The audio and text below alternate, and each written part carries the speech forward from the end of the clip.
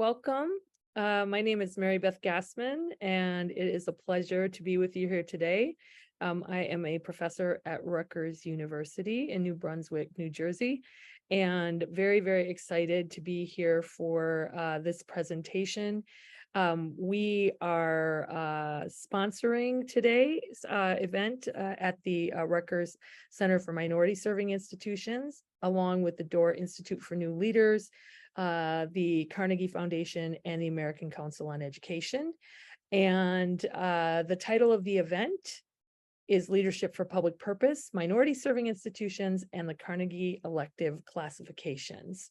And we're really excited to delve into the transformative potential of the Carnegie Elective Classification for Leadership for Public Purpose, and to ensure that you learn a lot more about it and take a look at the way that it intersects with the great work that minority serving institutions do across the country. So we've got a really wonderful group of speakers today. I'm just going to introduce them briefly.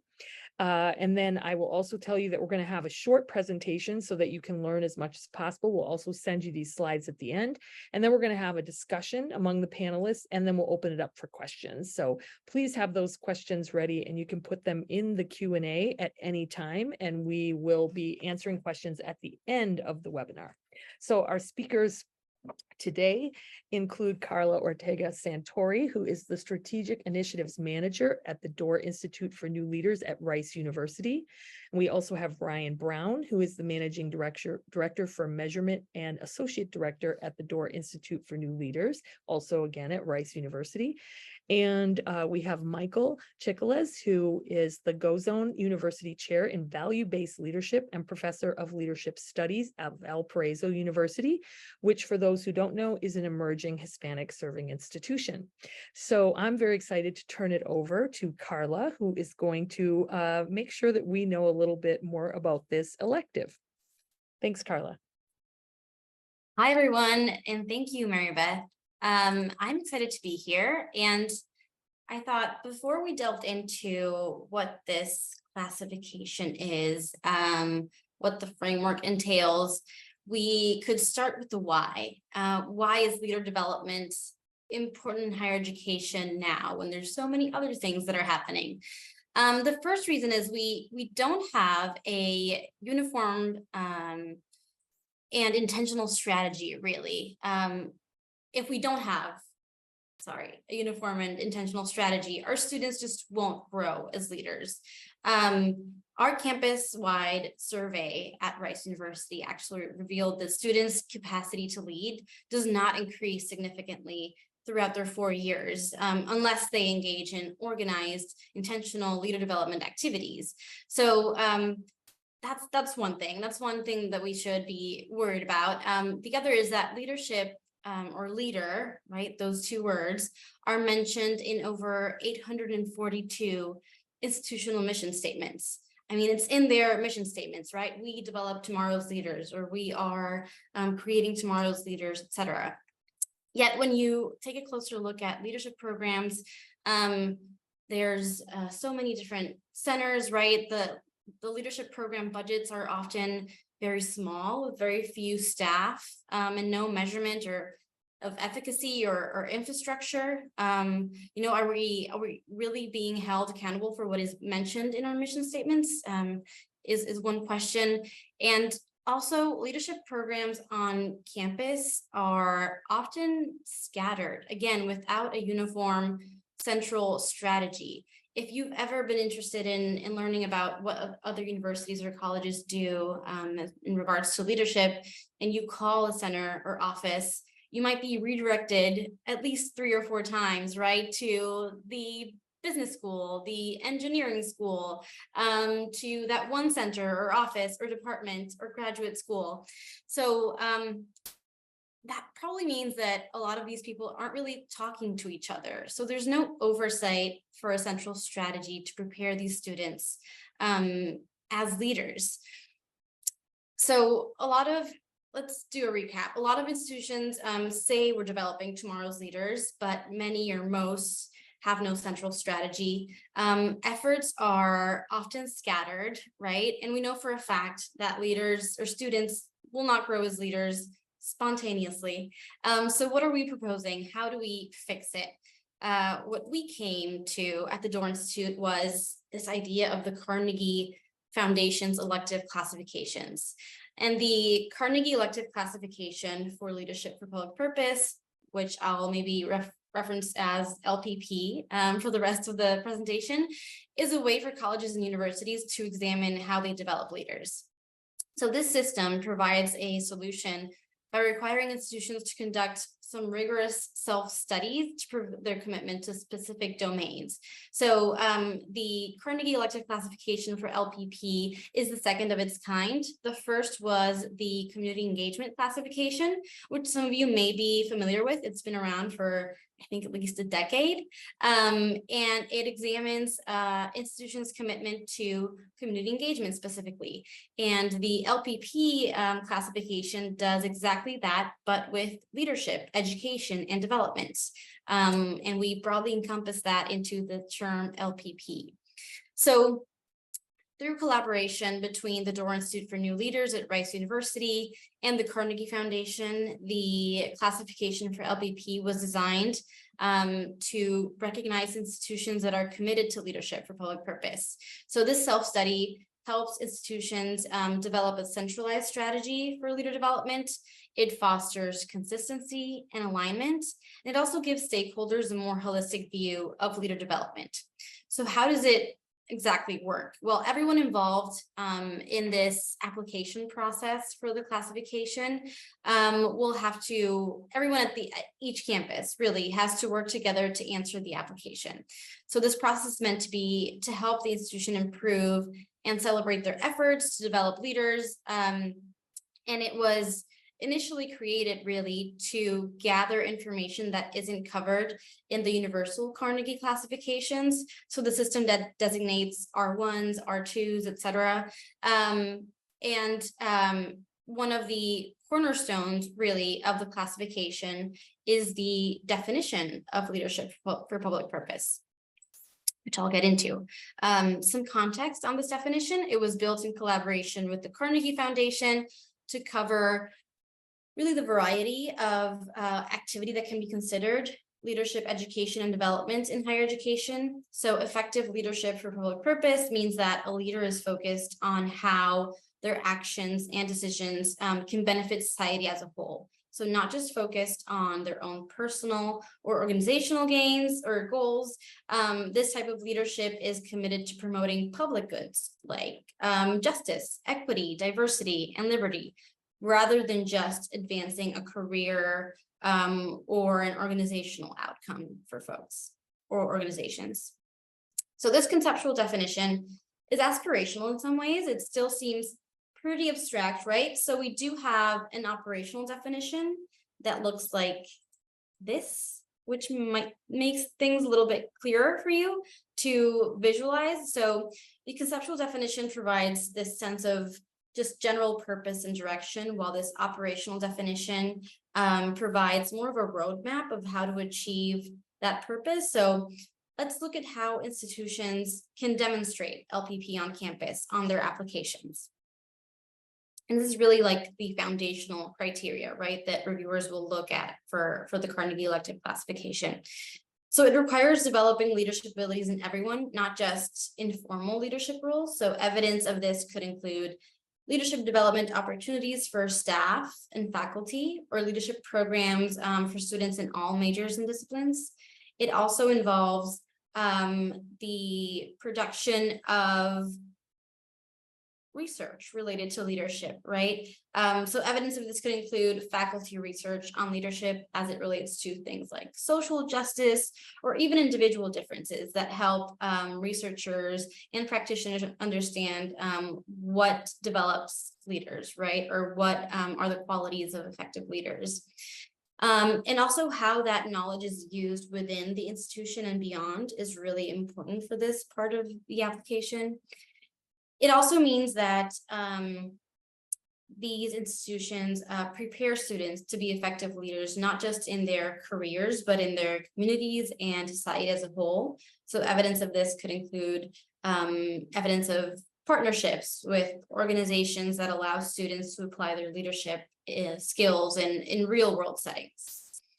So, and this definition again is really the foundation of the elective classification for LPP. It's what reviewers will look like, what will look for in applications, and it's this is where all the evidence, right, is pointing to provide evidence of these three things essentially throughout the application. Now, one thing that we did back in 2021 was that before we decided to launch this classification, we piloted an application process with 9 institutions, and they went ahead and went through the application process. Essentially, they created their campus teams, they collected data, and they completed their applications. Once they submitted their applications, a core team of reviewers evaluated the applications and offered feedback to the pilot cohort. And it was really important for us to gather a group of institutions that was diverse in size, geographical location, and institution type. And we benefited from a lot of insights, and we also learned about what other institutions were doing. So what I thought would be really helpful for today was for you to have this opportunity to hear from someone who participated in the pilot and is filling out their application now. But before we do that, in case you are interested in applying for the classification, today is August 9th. So if you're interested in applying for the classification in the current cycle, you just need to initiate your application by August 31st. That means that you just have to purchase the application, start it essentially, but you'll have until December to edit and submit the application, continue the data gathering and all those things. The benefit of applying in this round is that the reviewers will be very mindful of a less comprehensive threshold, really, because it is the inaugural cycle. And the next cycle will start in 2024. So applications will be available in the fall of 2024, most likely. And applications would be due in 2025, and campuses would be announced, or their designations would be announced in 2026. But in order for you to make a decision maybe about applying for the classification, or if it aligns to your unique missions or your aspirations, really, I think it would be really helpful for us to talk more about the application experience and what you can expect, what it entails. So maybe we transition over to a discussion where I do a lot less talking for the benefit of everyone on the call. All right. Thank you so much for the presentation, Carla. That really, really helps us out. And I'm very excited to engage with the panel. And remember, if you have questions, please put them in the Q&A, because everybody on the panel is very, very excited to be able to answer your questions. And so I'm going to start off with a few questions. And Carla, I have one that I just want to start off with you, and that's, could you elaborate just a little bit on the initial steps that institutions who are interested in applying for LLP, what they should do, and what are some of the just basic or fundamental things to keep in mind when making application? Yeah, that's a great question. I think the first thing you as an institution need to consider is understand the why you want to apply, because you really have to have a clear sense of why you are engaging in this process. How does LPP align to your institution's mission? Also getting the support you need. So senior leaders and thinking of other stakeholders on campus that will help you eventually fill out this application. And I think number 3 would be definitely downloading a PDF of the application so that you get a sense of what questions are asked, what kind of data you'll need to gather. That'll give you more light regarding who would need to be on your team. Is it, the office of the provost or the president? Is it the registrar? Like all these essential people that you'll know when you look at the questions, who would have the answer or data regarding that. Great, thank you so much. All right, so our other panelists, Ryan and Michael, I have some questions for you as well. Ryan, if you could answer first, what were the driving factors that motivated your institutions to apply for LPP? And were there specific aspects of the classification that really resonated with your institution's missions? Thanks, Mary Beth. Yeah, I think because the Door Institute at Rice was the driving force in actually creating this classification with Carnegie, I think we kind of felt like we had to. We didn't really have a choice. On the other hand, it's not a foregone conclusion that Rice is going to earn the classification. So there's a sort of tension there that we're experiencing in feeling like we absolutely have to apply for this, and knowing that we might not earn it. I think if that happens, it's going to be an important learning moment for Rice University. And I think outside of that dynamic, in the partnership between the Door Institute and Carnegie, I think this classification and what it represents really, it feels consistent with the way that Rice University talks about its mission and what we're here for. So I think even if the Door Institute were not at Rice, I think Rice University would apply for this classification, given how we frame what we're doing with students and what we hope our students are going to do in the world. Thank you, Michael. Rebecca, thank you so much. So I'll answer. I think you had a two-part question there. So first is we're one of those 800 institutions, I think, that Carla mentioned, that we have leadership or preparing leaders in our mission statement. But we found that we don't have much of a strategy around demonstrating the evidence behind how we actually do that. And so we saw this as a great opportunity for a self-study, for us to really examine our processes and procedures and our outcomes, to really get a better handle on our total operations, on what we're actually doing. And we thought that that was helpful for incoming students, for alumni, for our community. And so we saw this as a great structure to provide, sort of gather this evidence and really have a real sense of that. So this will help us align priorities and then resource allocation, because if that's in our mission, and when we see these gaps, that provides an opportunity for us to then go to the administration to say, here are the gaps and here's where resources are. And the assessment piece, the second part of that, what are the ones that really resonated with our missions? In our mission, we say we prepare students to lead and serve society. So that word prepare really got us interested. And so the part of the application that really deals with assessments and outcomes and trying to really determine what do we as an institution mean by that preparation really was helpful and really aligns to our mission. Thanks. I'm glad that you talked about all of that, because I think sometimes we want to steer our institutions in certain directions, and it's good to have a reason to do that, right? So thank you. Carla, can you talk, for those on the webinar from minority serving institutions who are considering applying for LPP, what are the primary factors that they should be considering before beginning this application journey? Thanks, Mary Beth. Yeah, well, the first thing they should know is that they will have our support, right, from us in their application process. And we are essentially here, or I am here to educate, support, and help them provide all the evidence they need to provide to submit a successful application.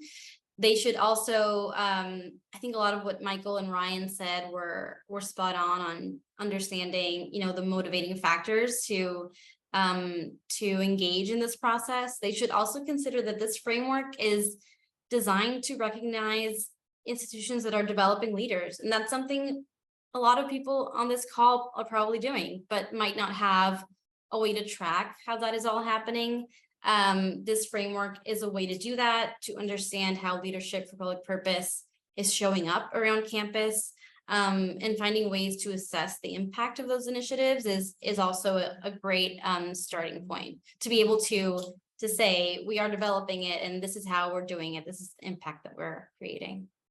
Great, thank you, thank you. I'm going back to Ryan and Michael, and I think a question that is probably on most people's minds is, as you're going through this process, what are some of the significant challenges or maybe obstacles that you're encountering in doing this, and if you have any clues on how to overcome them, that would be great too. Yes, this is a very timely question for us since we're in the middle process of completing our application. We're nearing the end of the first draft. So I think there have been a lot of challenges for us. One of them, and perhaps the most prominent one in my mind, goes back to something that Carla said earlier. It's a structural issue. I think this is true on most, if not almost all campuses.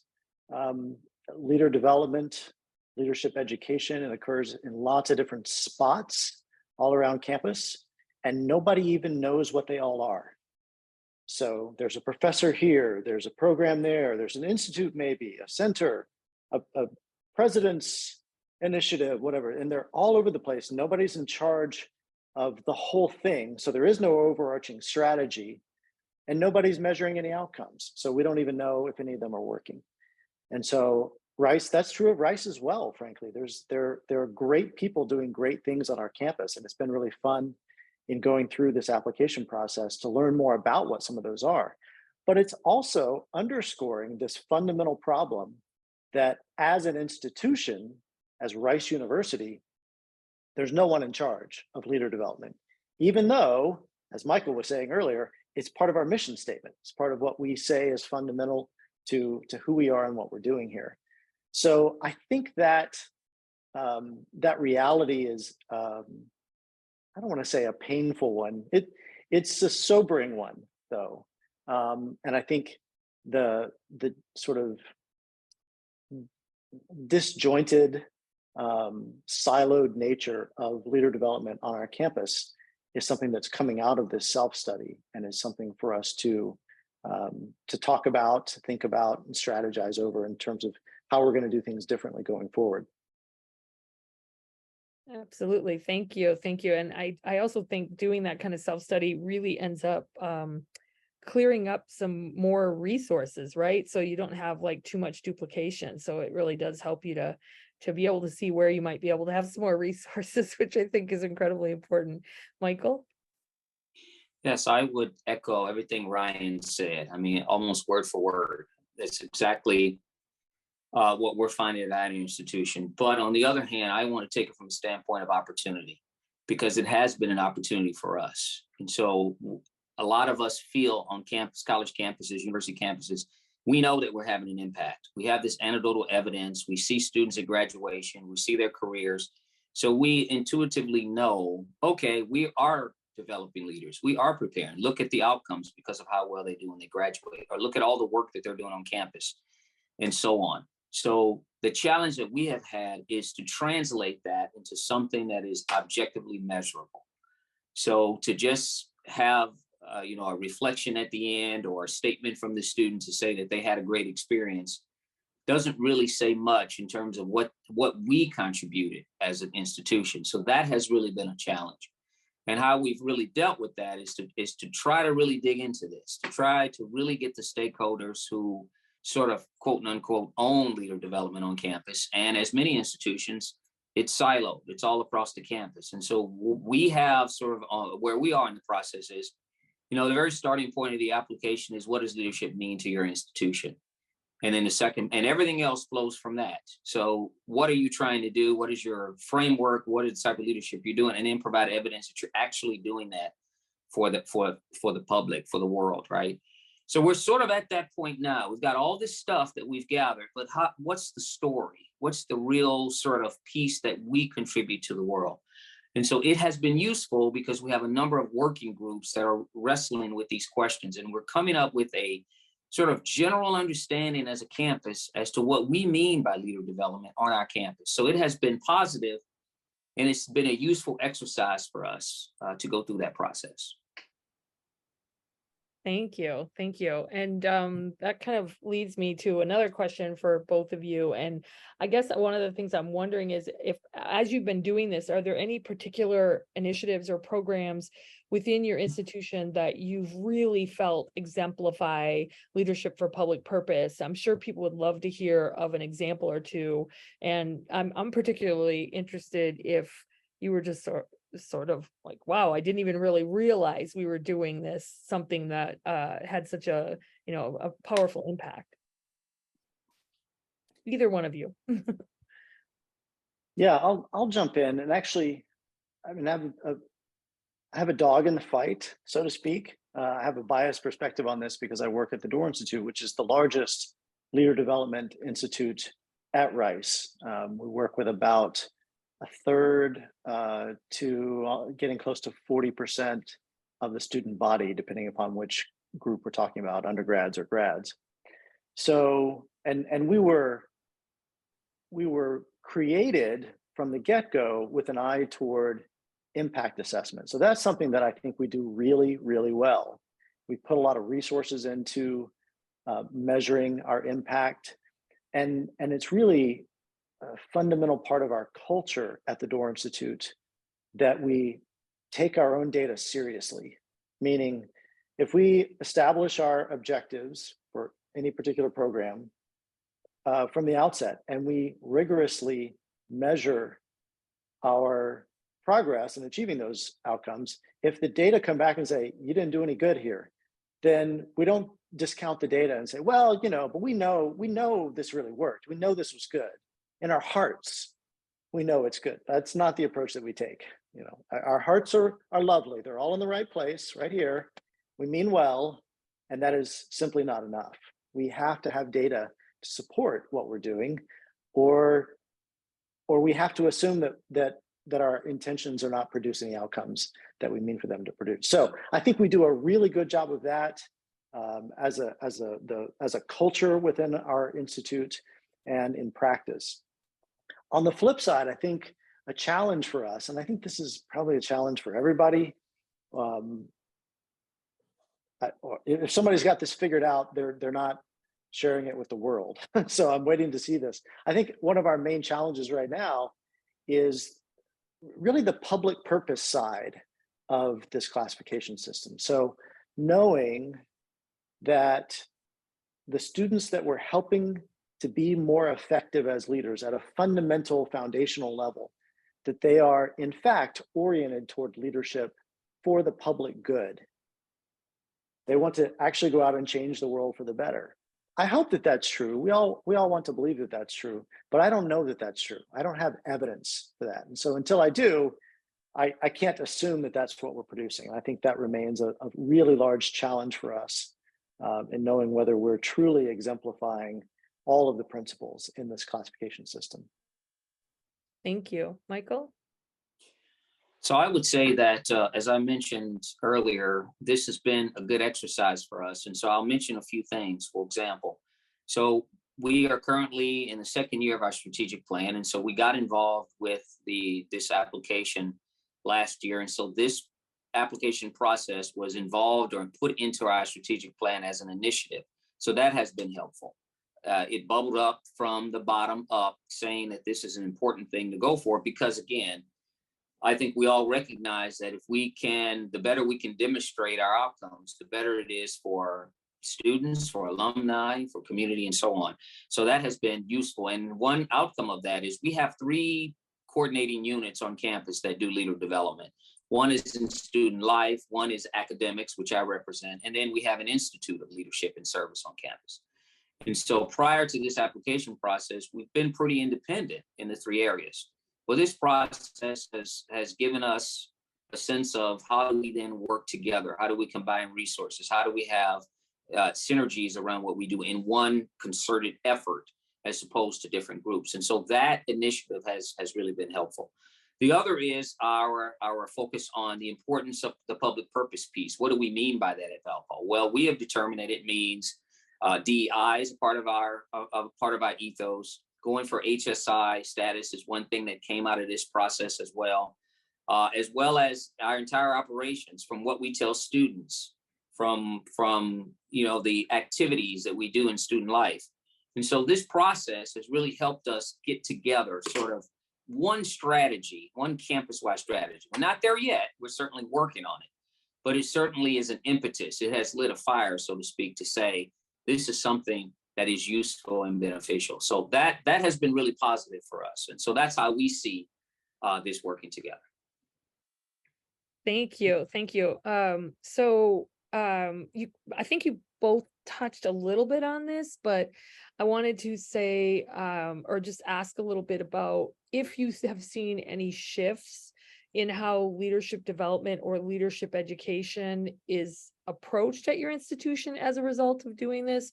Are there things that you're just thinking we're going to change this, or do you have, I guess, evidence to help get it changed at a higher level? Ryan, what do you think?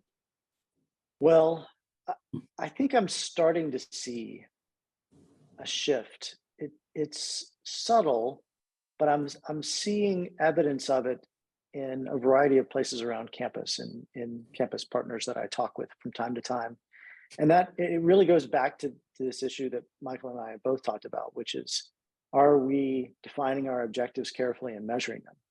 I feel like there is a growing interest in measurement of outcomes on our campus that I'm seeing. I don't know that it's taken over the culture in the way that I'd like it to, but I think there's potential for that. And I think by the end of this process, which we're still in the middle of right now, I think I'm really optimistic for the kinds of conversations we're going to be able to have. We're not in the middle of a campus-wide self-study in the way that Valparaiso is, but we are kind of in a similar circumstance to Valparaiso in the sense that we have a brand new president and a brand new provost in place. And they're both supportive of this initiative, of this application. But I think what comes out of the application itself is going to be a sort of self-study for them in orienting them to what's going on campus and what's not going on campus. There will be things that will be highlighted in our application that are areas of weakness and opportunity. You know, weakness in the negative sense, oh, I wish we were doing this better. Opportunity, what are we going to do now to do this better? And so I'm really excited to see what comes out of this process. And I think we're well positioned to take advantage of new leadership that are not deeply wedded to doing things a certain way because that's the way they've always done it. Well, there isn't a way they've always done it. They're new in their roles. They haven't been presidents and provosts before, respectively. So I think they have a degree of freedom that is unique and gives them the ability to say, what do we want to do? What's possible? And what do we have to put into place to make that possibility a reality? So I'm optimistic, and I'll have to get back to you on what actually changes maybe in a year from now. Okay, I like that. Michael? Yes, I agree with Ryan. We see similar type of change, and what we're excited about is really the initiative altogether. The fact that Carnegie is doing this, the fact that DORA is supportive of this, the fact that this even exists at all, because our mission, of course, is to prepare our students there on campus for leadership and service in the world. But we certainly want us not to be the only place that does that well. And so to the extent that we can be a part of anything that then helps other institutions, we're also really excited about that too. And so we have seen a lot more focus on this assessment and outcomes. And so Ryan has a course, for example, DORA has a course on measurement. A number of our people on campus have gotten interested and signed up for the course to help us better understand measurement and assessment. And so we've seen changes in that. There's been a lot of support from the faculty. We are now in the middle of we just finished last year, some recommendations for the change to our first year experience that brings in more leadership sort of focus, as opposed to just a general education. We want that to be a piece of it too.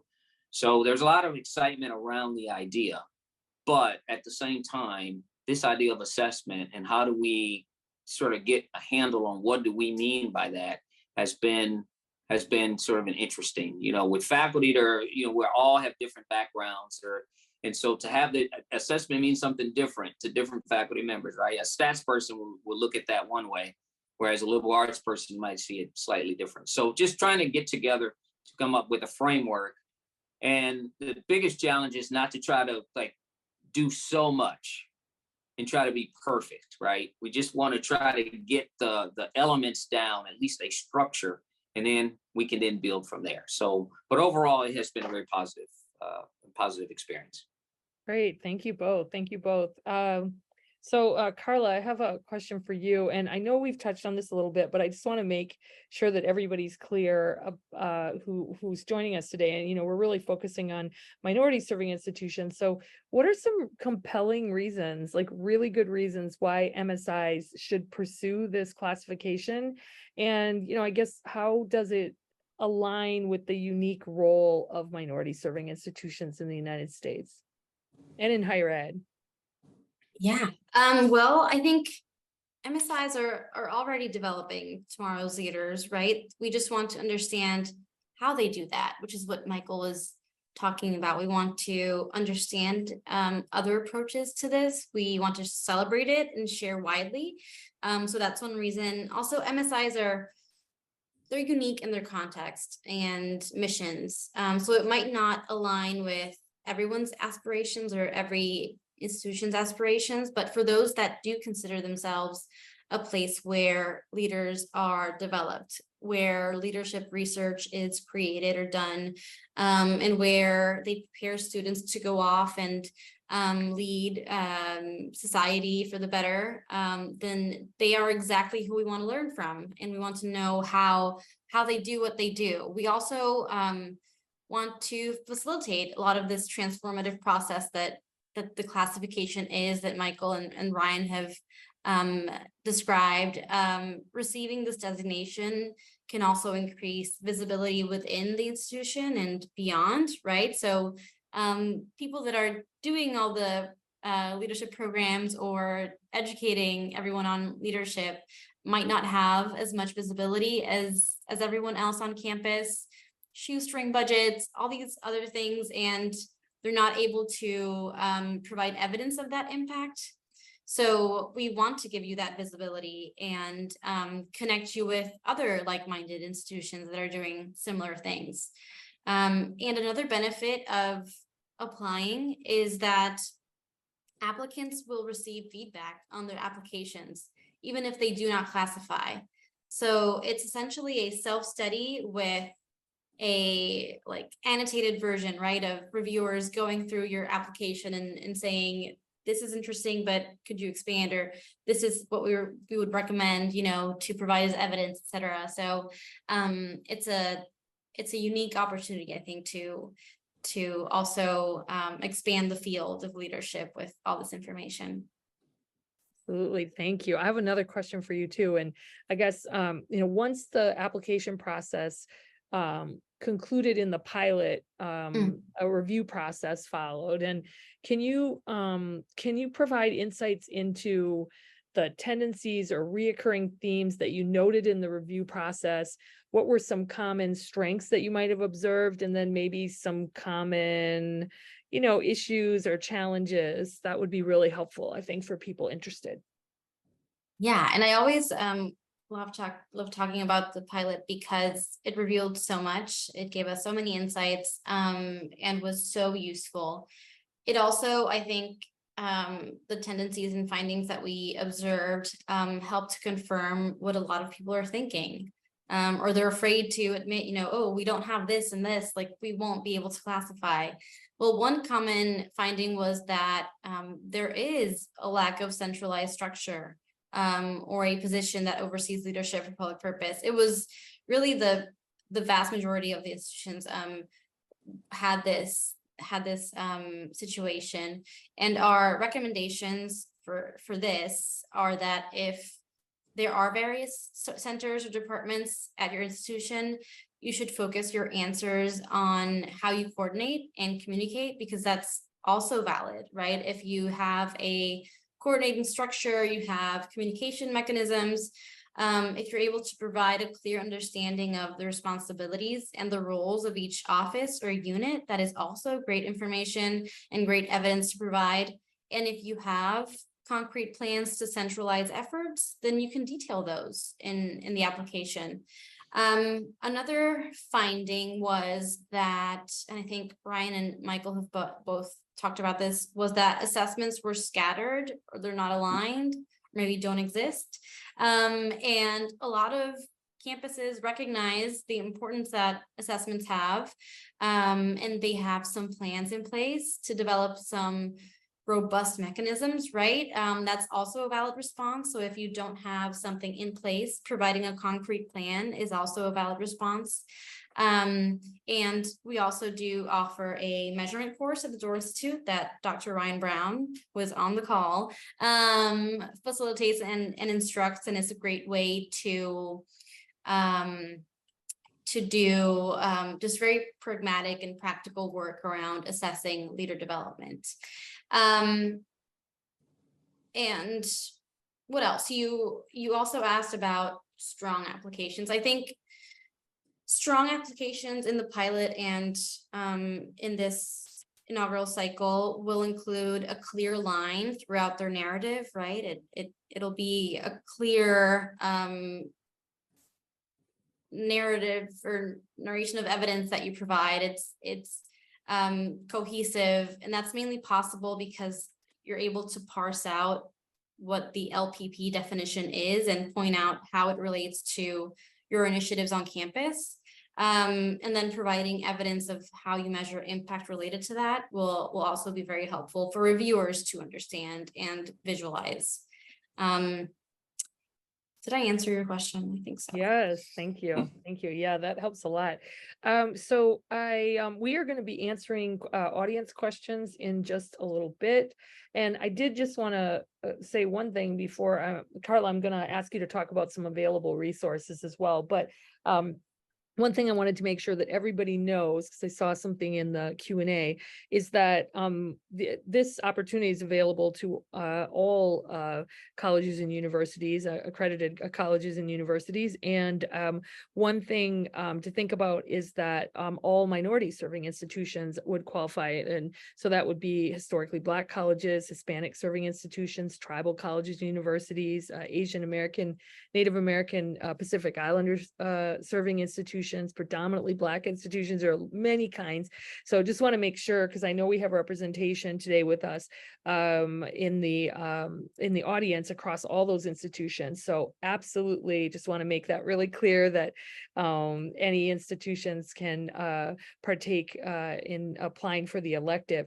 So Carla, why don't you tell us a little bit about some of the available resources that you have? I know you've alluded to some of them, but and then after that, I'm going to go into the Q&A and answer some questions. So please put your questions in. Yes, and I can't believe I didn't mention this earlier, but yes, every institution in the US that is currently classified by Carnegie is eligible to apply for this classification. So thank you for asking that, and I'll make a note to include that in my future overviews. Well, we have a ton of resources. First, 80% of my job is this classification, so I am your main resource. But really, I am always available for questions and any emails that you or concerns that you might have or questions. We also have a free online community called Higher Led. It's free to join, easy to join, and on this platform, you can attend open Q&As that relate to the classification. You're able to access resources, webinar recordings. You're able to access a closed community of people interested in applying for the Carnegie classification to discuss and pull or crowd any questions that you might have. We have webinars. We don't have any webinars scheduled soon, but we do have webinars that are consistently announced. We do offer workshops, but those are should be yes, asked for or solicited by email with me. There's more information on the ACE website. We offer the measurement course that I mentioned that Dr. Ryan Brown instructs, and the main reason we started that course was for the classification. So what we saw was that a lot of people were really just preoccupied or lacking in some structure for assessments related to leader development, and they were wanting more information on how to execute an assessment strategy or mechanism on their campus. So Ryan Brown will lead you through that and give you some fundamentals related to measuring leader development or impact related to that. And I think I mentioned all of them, and they are in the chat now, so you can access any one of those that I mentioned.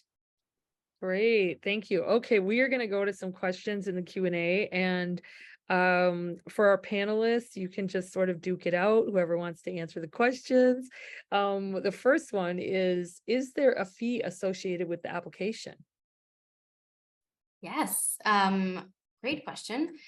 There is a $900 application fee, regardless of institution type, and there are some associated platform fees because we do have a online platform host that does that for us. So it comes to about $937, if I'm being exact. Yeah. Okay, great. Here's one. Let's see, I'm from a Hispanic serving institution.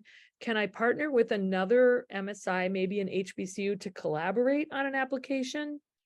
So that's a question. You know, I've never been asked that. And I mean, the answer is no. Applications are individual campus applications. So you have to submit just one application per campus. But that makes me think of a lot of possibilities outside of the classification that we could consider. Right, Ryan? You unmuted yourself. Yeah, I think it's a wonderful idea to think about local partners. They don't actually have to be local now that we all are used to living in the world of Zoom, but partners who can kind of help coach each other through the process. I would think of it almost as a practical support group, because it is a difficult process to go through. I think there are a lot of commonalities that campuses are experiencing. We're hearing the same themes over and over again. We're experiencing them ourselves at Rice University. And so I think having a partner, even if it's just to commiserate with throughout the process. Can you believe this dean and what they said to me today? My provost is such and such, whatever it might be, the ideas about getting the kind of support you need, ideas about creative solutions to problems that you're experiencing that probably the other partner institution is experiencing as well. I think it's a great idea. We try to do something kind of like that on higher lead. That's what it's for. But it's more public, and you might want to have these kinds of conversations sometimes in a little bit more private context. And so having a partner that you can just work through the process with, I think is a wonderful idea.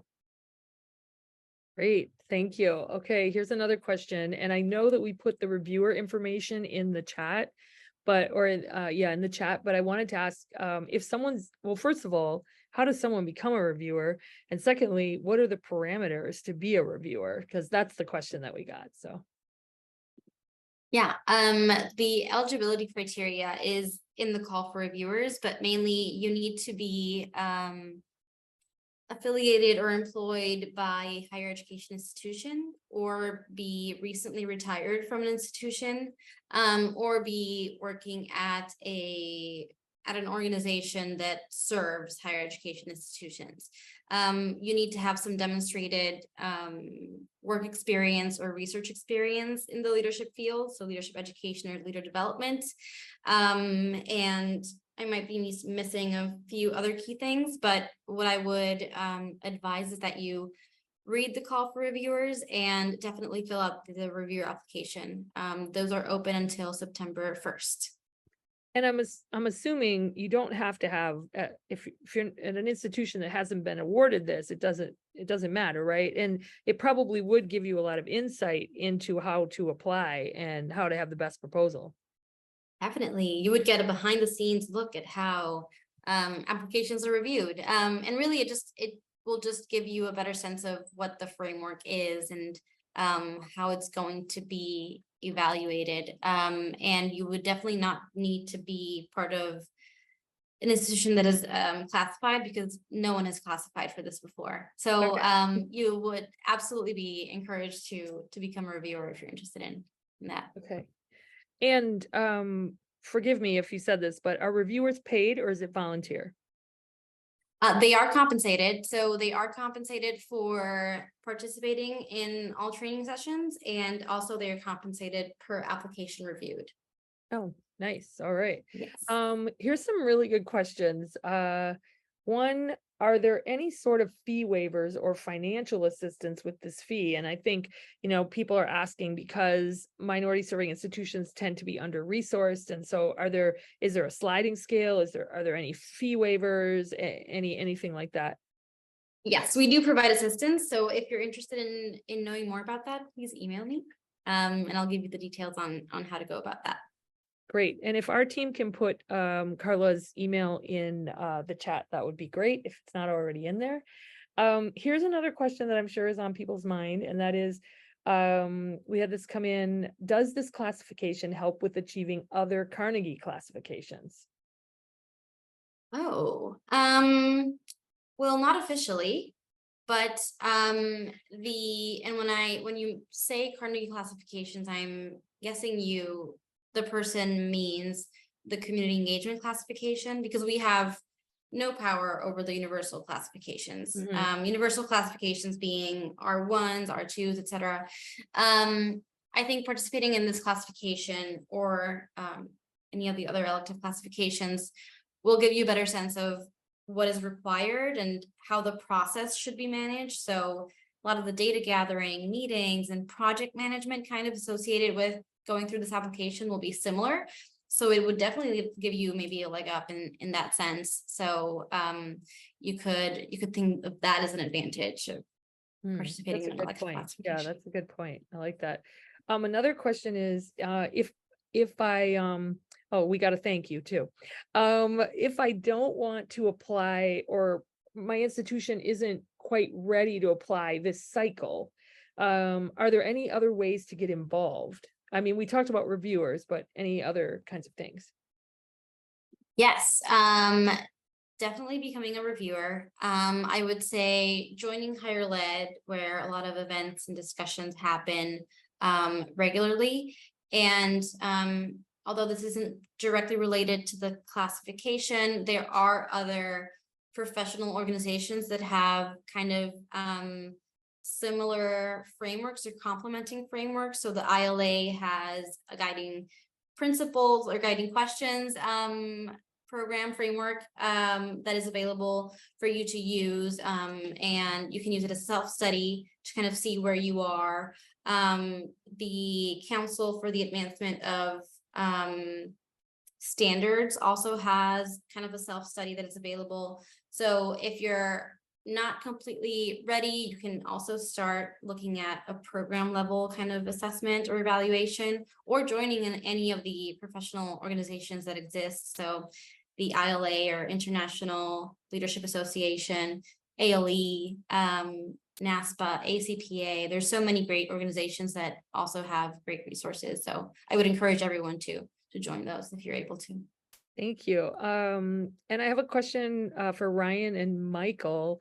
It seems like data gathering is a big part of the application process. And can you share some strategies that you've used on your campuses?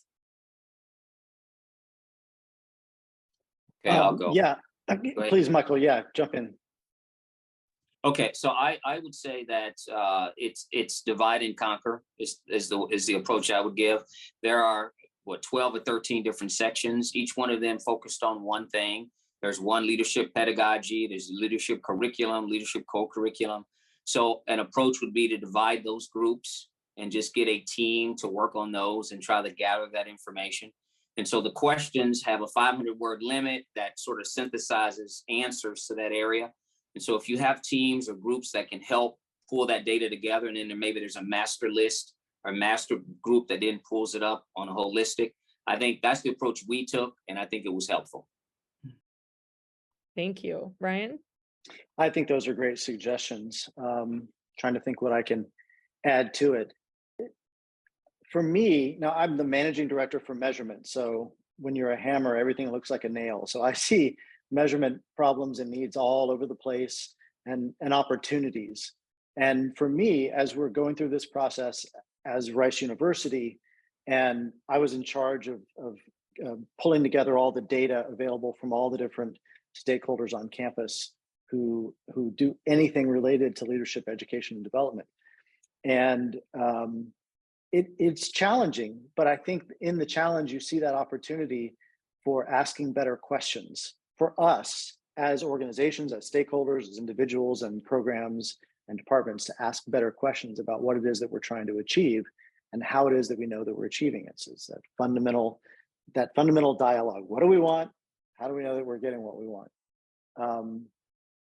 So in the challenge is sort of the opportunity itself to raise our game and do a better job of both defining what our objectives are and getting really concrete about measuring our progress toward those objectives. The questions on the application that are really tied closely to assessment are questions 8 and 9. So it's not the entire application by any means. We've emphasized it a lot here, but again, partly because it tends to be one of the biggest challenges. But most campuses have a lot of data that they just don't even analyze. The institutions I've been involved in throughout my career have had tons and tons of data, and they're all carefully guarded, like trolls guarding their treasure. Like, we don't want anybody to see our data. We don't want anybody to know it. Now, we're not going to do anything with our data, but they're our data, so we're going to guard them carefully. It's this strange mentality that I see over and over and over again in institutions of higher education. So this again becomes this opportunity for us as we see, oh, there are bits and pieces of data here and there and everywhere. How are we going to bring those together in a coherent way? What do we need to do differently? Do we need a data czar to complement a leadership, education, and development czar? Maybe VP is a more palatable term, but you know what I'm saying. So I think having those kinds of conversations are really what we hope is going to be the main output of this elective classification system, that campuses see the opportunity to reorganize, regroup, reframe what they're doing and how they're doing it. And then they go and do that. You know, we're not trying to produce institutions that all do things the same way by any means. We want institutions who, as Michael said earlier, have leadership all over their mission statements, like Rice does, like Valpo does, to actually take that idea and say, if this is really fundamental to who we are as an institution, let's act like it is, and then go and do that in the way that's specific to them, to their campus, to their stakeholders, and to what they care about and how this looks like for them. I just want to say quickly, I know, Carla, you have the sort of the last piece you want to say that. I want to say that if you, I'm going to suggest that even if you don't think you're ready, if you strongly consider applying, initiating the application and go through this process, you might be surprised what you might accomplish by December 1. And so even if you don't get to the end goal and actually turn it in and complete it, the process is very, very useful. So that I would add that sort of that point to it. Thank you. Carla, I think you want to share something with the participants. Thanks, Michael and Ryan. And I forgot to mention, there is a discount code for MSIs. So if you, when you go to initiate your application and type in MSI 50, you will get $50 off your application fee. And that's in collaboration with the Center for MSIs and at Rutgers. So thank you for that partnership. All right. Thank you. Well, we are at time, everyone. I want to say thank you to our wonderful panelists. Thank you to all the people who attended, and thank you to all of our sponsors. I just want you to know that we are going to send out a recording of this. We are going to send out some resources, and we will make sure that you are as prepared as possible to make application to this elective. So thank you, everyone. I hope you have a wonderful rest of the day. Take good care.